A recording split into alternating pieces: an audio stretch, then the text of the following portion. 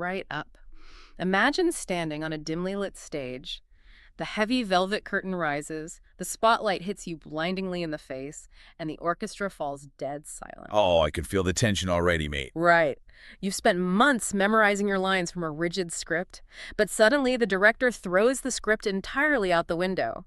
A fellow actor walks up, hands you a completely unfamiliar prop, and you have to improvise an entire scene in the language you barely speak. Absolute nightmare fuel for some, but what a thrill. Exactly. You can't just recite anymore. You have to react. And that terrifying, exhilarating moment of stepping into the unknown, that is exactly what crossing into the B1 level of English feels like. You are tuning into Acad FM, and this is the deep dive you've been waiting for. It is a massive leap. You go from training wheels to absolute linguistic acrobatics. We are buzzing to welcome you under the big top today.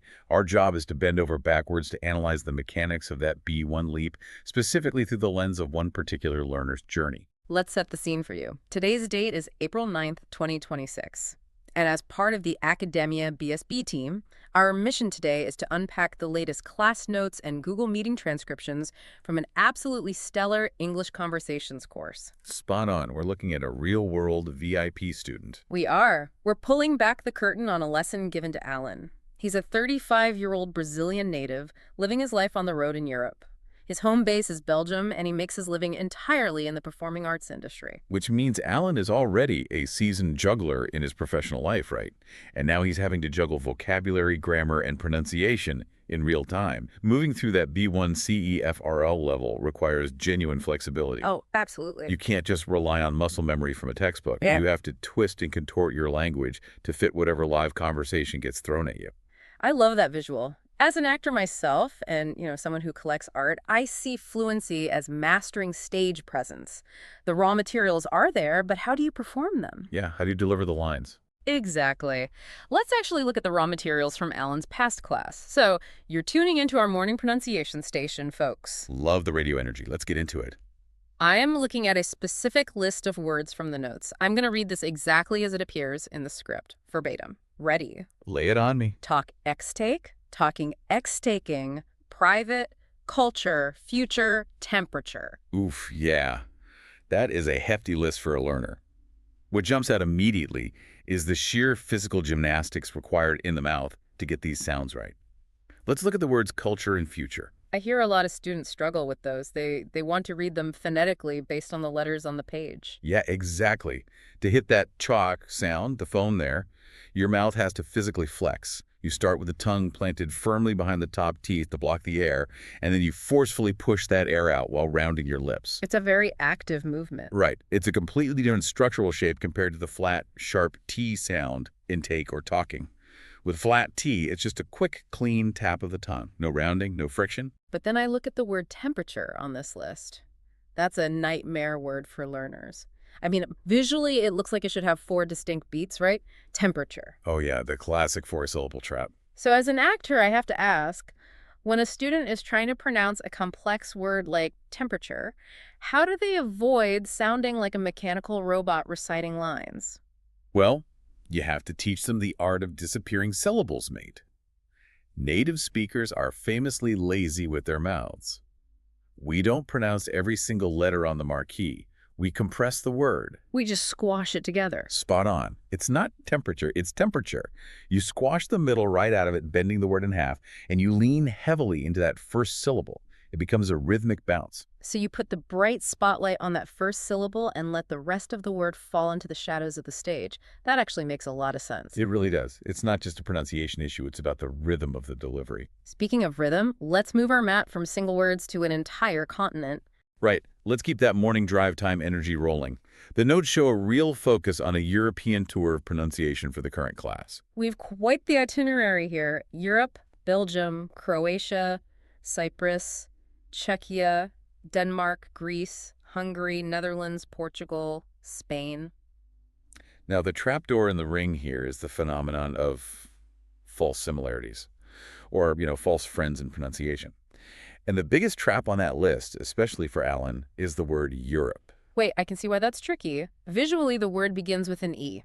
And if you are a Portuguese speaker, your brain sees that canvas and immediately wants to paint the sound Evropa. Right, because that's the phonetic rule in your native tongue. Exactly. Spot on. The neuroscience of reading essentially hijacks the mouth, but the English sound requires a completely different vocal warm-up. You don't start with an E vowel sound at all. Yeah. You start with a consonant glide, a Y. Like in yellow. Yeah, it's you're up. Your tongue actually arches up to the roof of your mouth, almost like you're saying the word yes. It's like the word is wearing a mask. The spelling suggests one character, but the performance requires an entirely different one. Let's put this into some performing arts-themed sentences to actually hear the proper rhythm and context. Go for it. So, the acclaimed circus troupe toured Europe. The aerialist found her highest trapeze in Czechia. The spotlight shone brightest on the stages of Cyprus.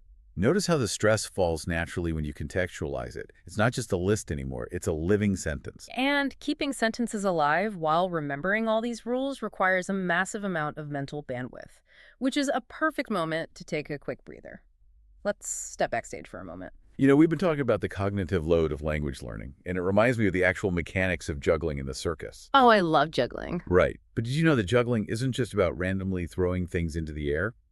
Jugglers use complex mathematical patterns called sight swaps.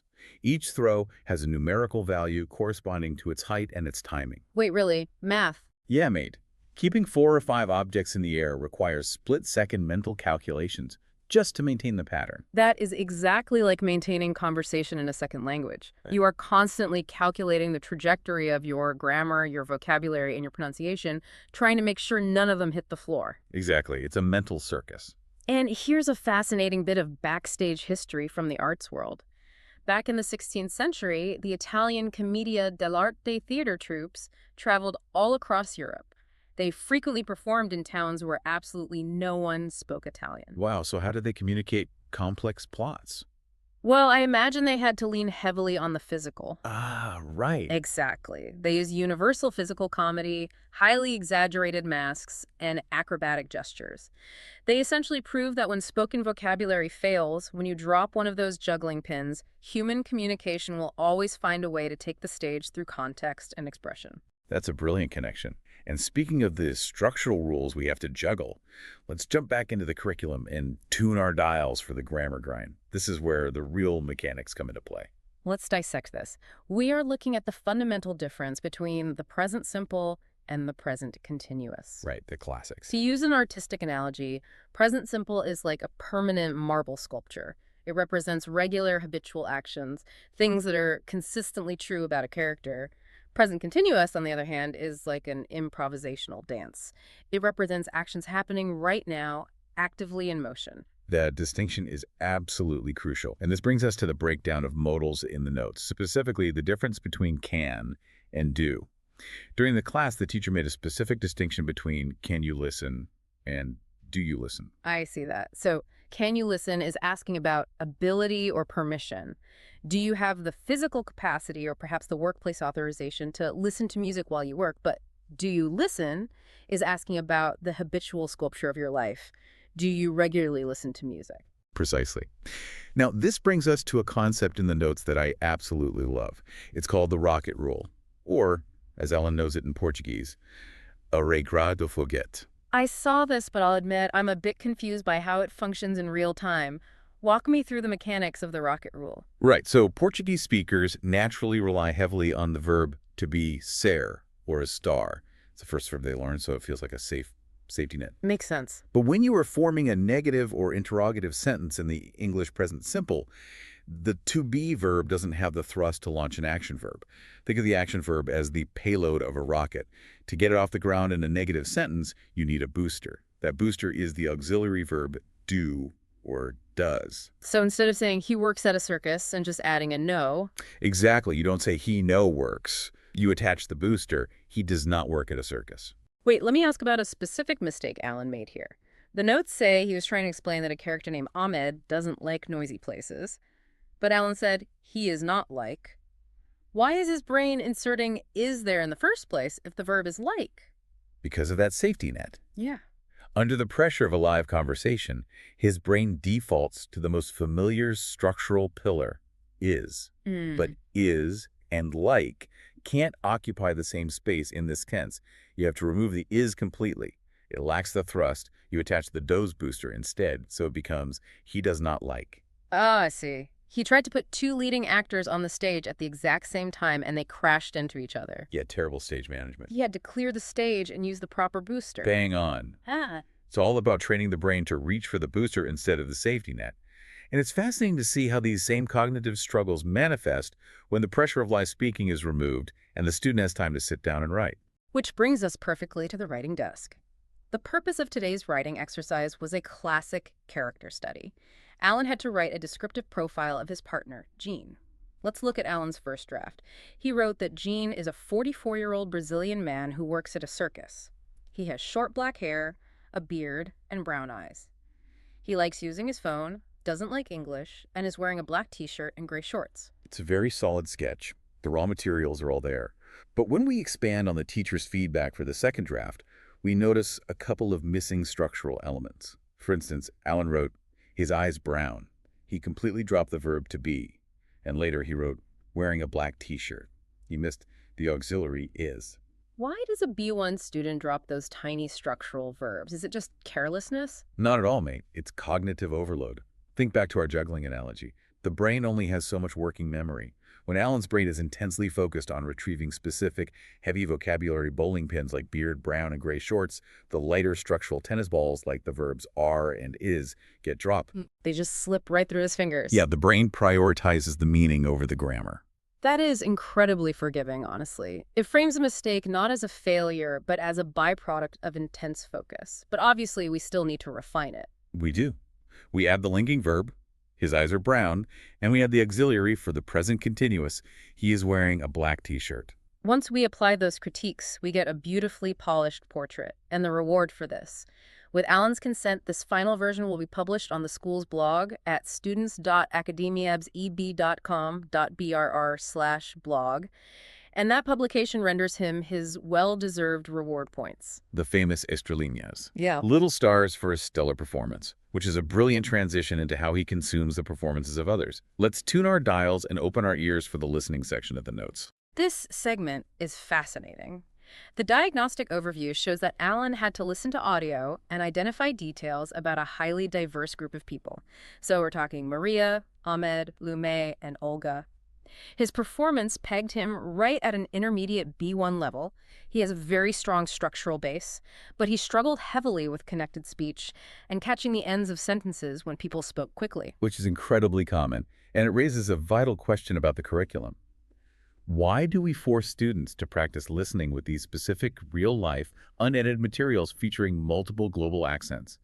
Why not just stick to slow, perfectly enunciated textbook English? Because the real world doesn't speak in textbook English. The notes specifically mention the concept of world English. If you are Alan traveling Europe, you aren't just speaking to British monarchs. You are talking to someone from China, from India, from Belgium, or Nigeria. Spot on. If you only train your ear to one sterile dialect, you will be completely lost when the actual curtain goes up. It's true. The cadence, the rhythm, the dropped consonants, it varies wildly. To combat this, the notes suggest a technique called shadowing. You listen to the native audio, and you repeat it back almost simultaneously, actively matching the rhythm, intonation, and connected speech. As an actor, that is such a classic theatrical technique. Shadowing is exactly like an understudy standing in the wings, watching the lead actor on stage. You don't just memorize the words on the page, you absorb their timing. You learn where they take their breaths, how they connect their phrases, and where they place their emotional emphasis. You are mirroring their physical performance of the language. It's brilliant because you are bypassing the analytical brain and training the physical muscle memory of your ears and your mouth simultaneously, which is exactly what Alan had to do in the final act, the speaking stage. Let's get vocal. For this segment, Alan had to record himself reading specific texts out loud. I'm going to read this text verbatim from our sources. Here we go. Let's hear it. Yuki Tanaka is from Japan. He is 29 years old and works as a graphic designer. Yuki is medium height and slim. He has short, straight, black hair. His eyes are small and thoughtful. Yuki likes painting and playing video games. He loves sushi. He does not like crowded places. Yuki wears a white shirt, glasses, and carries a notebook. Now let's bend our minds around the phonetics of a few highlighted words from that text, because they require serious mouth choreography. Take the word thoughtful. That one feels like a mouthful even for a native speaker, honestly. It truly is. You start with the unvoiced th, that phone. You literally have to stick your tongue between your teeth and blow air to create friction, thought. And then you have to quickly retract the tongue and transition into the fricative F of full. Compare that to its phonetic pair, like the simple T in taught. If a student replaces that complex TF with a T and says thoughtful, they completely alter the word. What about the word straight? That's an intense consonant cluster right there. S-T-R. It's rapid fire. You have to hiss the S, tap the T behind the teeth, and immediately curl the tongue backward for the R, straight. It's 3 distinct micro movements in a fraction of a second. Wow. And then there's the word crowded. I notice a lot of learners struggle with past tense ED endings because they don't know when it creates a new syllable. Exactly. Sometimes ED just makes a T or D sound, like in work or played. But with crowded, the base word ends in a D sound. The mouth physically cannot produce 2 D sounds back-to-back without dropping open to insert a vowel. Right, you need space. Yeah, so it's not crowd D, it has to be crowded. The mouth drops to accommodate that extra beat. It really is a highly choreographed dance of the tongue, teeth, and lips. Which makes me think of the visual spectacle of the circus again. Let's take our final breather and step backstage one more time. All right, let's talk about the visual choreography of the ring. When you picture a traditional circus, you almost certainly picture the ringmaster standing in the center, wearing that iconic bright red tailcoat. But did you know that uniform wasn't designed for the circus at all? It was adapted from British fox hunting gear. Wait, really? Fox hunting? Absolutely. The bright scarlet color was designed to command absolute attention in a chaotic, crowded green field. And the long tails of the coat weren't just for style. They were highly practical for a man riding a horse, designed to drape down and hide the dirt and dust being kicked up into the air. Form and function. They took something practical and repurposed it into a symbol of command. That reminds me of an incredible piece from the art collector's world. The French impressionist Edgar Degas painted a masterpiece called Miss Lala at the Cirque Fernando. It depicts a real-life aerialist suspended impossibly high in the air, hanging from the rafters entirely by a rope clenched in her teeth. Oh, that sounds terrifying. It is, but Degas spent days obsessively sketching her, trying to capture the exact anatomical tension. He wanted to freeze the fleeting, split-second magic of that trick on a permanent canvas.